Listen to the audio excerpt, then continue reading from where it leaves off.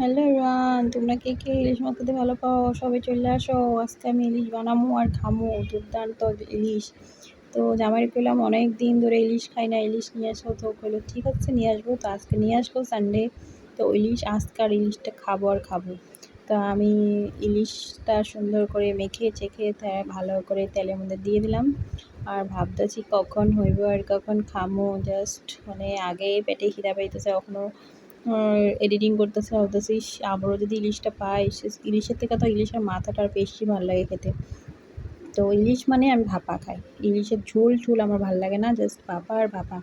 তো ভাপা খেতে আমার ভালো লাগে, কিন্তু আমি ভালো করে রাঁধতে পারি না। অন্যের হাতে যেটা রান্না হয় স্বাদ লাগে, আমার নিজের হাতে সেই রান্নার স্বাদটা লাগে না।